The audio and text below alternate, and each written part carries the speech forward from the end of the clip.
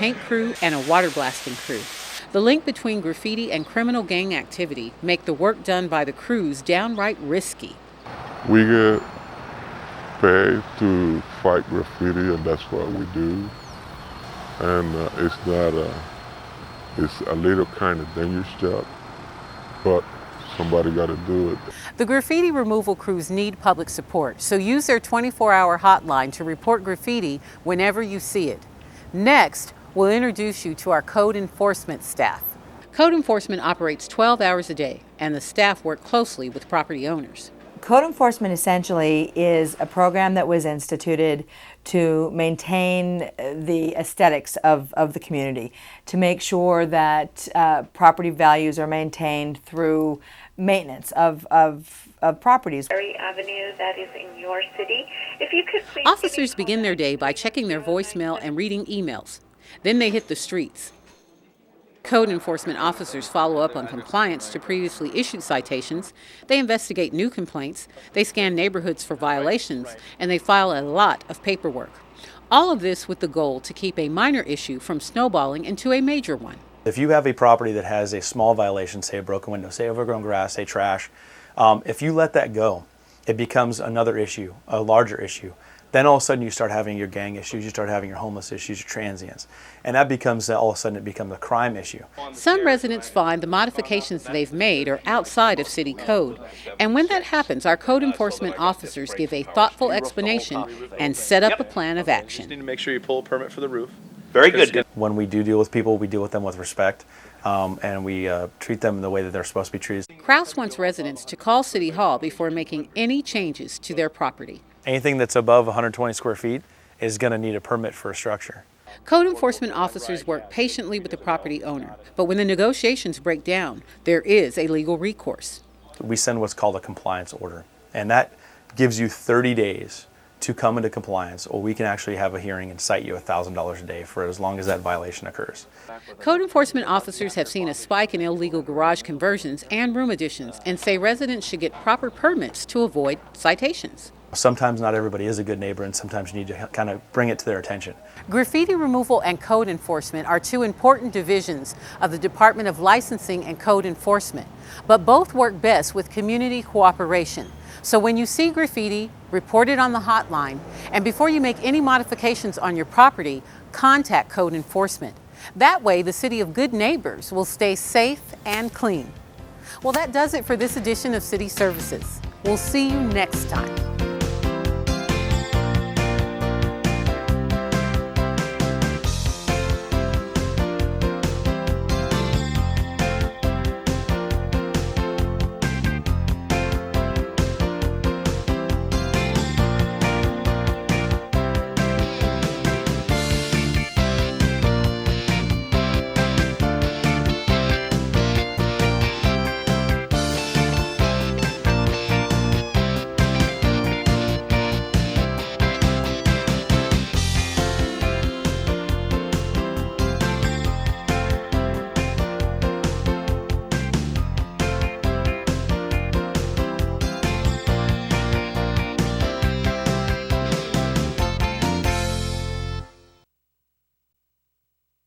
Have you ever thought about how city streets and parks are maintained? You take for granted that the city's graffiti removal team will remove tagging from your home or business every day. What keeps the orange shirt men and women so active? Why are the South Bay Workforce Investment Board's job-finding capabilities so solid? Did you know that our police and fire departments have heroes who are unsung? And why is the Public Works Department so reliable? Do you expect police officers and firefighters to be there for you in any emergency? Do you understand how important it is that the city services remain vital?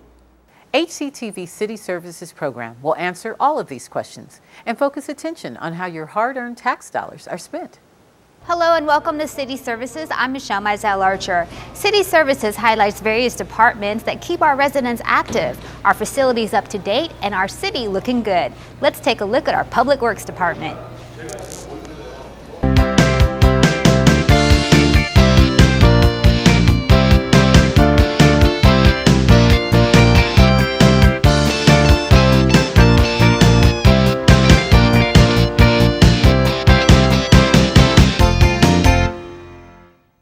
Arnie Shadbear has the hefty job of overseeing the Public Works Department's daily activities. Here in the Public Works Department, our mission is summarized into 2 words, serving you. In fact, Shadbear and his crew serve us in ways we often take for granted. From taking a shower to driving to work, we all use something the department has had a hand in. They are utilizing the infrastructure from sewer system to drinking water mains, stormwater system, local streets, major arterials, and traffic signals. This is the department's main office at City Hall, where Shadbear does most of his work. It's also where the engineering division is located. The folks here at engineering help manage and oversee major city improvement projects, as well as various environmental programs and the city's traffic light system, among other things. Engineering is one out of 5 divisions that make up Public Works. All these divisions work together to provide Hawthorne residents with only the best. Watch these stories about 2 recent road projects Public Works completed, and I'll meet you over at the maintenance and equipment divisions. Heavy congestion down Rosecrans Avenue is now a thing of the past. Who thought we'd see this day finally that this project was done? City officials and other parties involved in the project recently gathered to acknowledge a milestone for the city of Hawthorne. Welcome to this event to celebrate the completion of the long-awaited Rosecrans Aviation project. The finished project consisted of 3 parts: construction of the railroad bridge, the lowering of high-pressure utility lines, and finally, the widening of Rosecrans and Aviation. Now that it's over, drivers are happy. I think overall it's good. The flow has gotten better. It's great that they put the money in to improve the traffic through here. City officials are also relieved. This is relief. This has been a long process. It's created a lot of friction for the city and the community, and I'm glad it's over. I feel great. I think it's one of our biggest accomplishments here in the city of Hawthorne. An accomplishment that will ease drivers' commutes for years to come.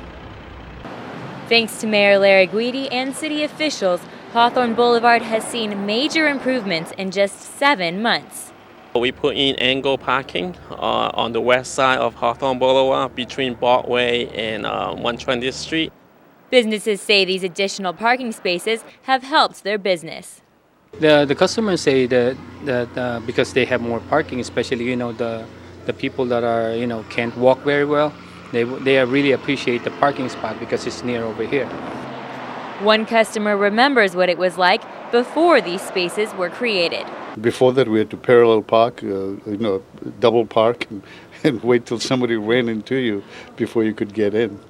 Engineers also narrowed the median and thereby created more room for an additional lane on each side of the road, creating yet another benefit. The flow of the traffic, it's been easy moving. Project engineer Alan Leung describes how businesses have reacted to the changes. They're very happy with the pavement treatment that we did on the crosswalk and the city logo at the intersection. People have noticed how little details have made the area look much more upscale.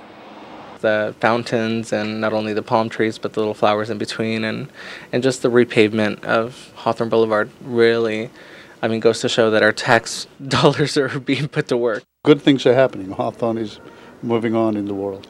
The city plans to make further improvements to other parts of Hawthorne Boulevard as the budget allows. For HCTV, I'm Christina Pascucci. Of course, all the streets, along with everything else in the city, have to be kept clean and up to date. I'm at the City Yard, home base for the Public Works Department's maintenance and equipment divisions. The equipment division makes sure the city's 170 vehicle fleet of police cars, maintenance trucks, and other vehicles are all in tip-top shape, while maintenance has the oftentimes physically demanding job of fixing potholes and sidewalks, painting and restriping curbs and streets, installing hundreds of street and traffic signs, as well as the upkeep of parks, facilities, and the city's more than 100-mile-long underground sewer system. Public Works recently made some smart upgrades to the city's sewer system. Here's a story we did when they made the improvements. Have a look while I jet on over to the airport division. The job may not be glamorous, but the men that maintain our sewer system are working on a special project to eliminate system problems by utilizing 21st century technology. It's a device that has a digital radio that communicates via satellite to the internet, and it watches with an acoustic sensor the level of the water continuously. The device is called a smart cover and is attached directly to the manhole cover. Monitoring is done remotely from a computer. When the system detects a problem, it sends out an alert via text message to the crew's cell phones, with the average response time being less than 10 minutes. You don't have to put them in every manhole. You have to put them in areas where there might be problems. Smart covers are used primarily to detect blockages and overflows. However, a more severe problem that they uncover are illegal sewer taps. So far, the system has discovered over 300, thus enabling the city to capture thousands of dollars in lost revenue. These are basically non-permitted connections it can come from residences to commercial entities. Individuals, as well as businesses, will be fined for tapping into the system without first obtaining the necessary permits. Since the smart covers have been installed, there have been no overflow or sewer problems that have gone undetected, and Hawthorne is the only city in the South Bay to have this modern equipment. For HCTV, I'm Glenn Cassie. From underground to above ground, Public Works also takes care of the Jack Northrop Field Hawthorne Municipal Airport, along with handling the regular repair and maintenance of the airport to ensure the safety of both passengers and pilots. The airport division's duties include caring for the airfield and all the taxiways and runways, as well as the facility's control tower, lighting, and service roads. The airport recently went through a major renovation, and of course Public Works made sure the job got done. Check out this story we did back in October about some of the work, and I'll meet you over at our final stop, the department's Recreation and Community Services Division. The Hawthorne Airport is under construction. Facility renovations included total runway reconstruction and a new runway lighting and electrical system. It'll help by strengthening the runway to bring in the airplanes that we want to bring in, you know, the bigger airplanes. Not huge, but it's the next size up that would start the new commercial redevelopment of the airport. There may have been giant bulldozers and backhoes, but city officials were on hand to help with the heavy lifting. 1, 2, 3. So I'm really proud of this airport, and I always will be. It's called Jack Northrop Field. And repaving the 65-year-old runway is certainly what's better for Hawthorne and patrons of the airport. This project will accommodate future air traffic as forecasted in our airport master plan, at the same time accommodate heavier aircraft. Well, it'll enhance the airport, enhance our city, and it'll enhance all the development that we're going to be doing. Companies located at Hawthorne Airport are looking forward to big business upon completion of the construction project. We're very excited about this improvement. We think it's going to bring a lot of additional business to our facility. We expect to triple our business in the next 3 years. And flight operations are expected to more than triple, from 50,000 to 190,000 operations each year. The more than $6 million airport project was completed earlier this year. The Public Works also makes sure that locals don't have to leave the city to find something to do. That's where the department's Recreation and Community Services Division comes in. From heart-pumping sports clinics for young ones to a variety of active events for seniors, Recreation and Community Services offers something exciting for all ages. The programs and sessions are not only held at the Betty Ainsworth Sports Center, but also at the nearby Hawthorne Memorial Center and Senior Center. Activities are also held here at the Hawthorne Municipal Pool. And once again, thanks to Public Works, residents now have a new and improved place to make a splash. Here's a recent story about all the work done to this favorite swim spot. Splashing in Hawthorne's municipal pool will now be a great way to beat the summer heat. What you see before you is right now a brand new pool with new concrete slab, with new concrete walls around it, and it was completely replastered instead of fiberglass. The renovation project included revamping the lockers, adding canopy sitting areas, and replacing the old storm drain system.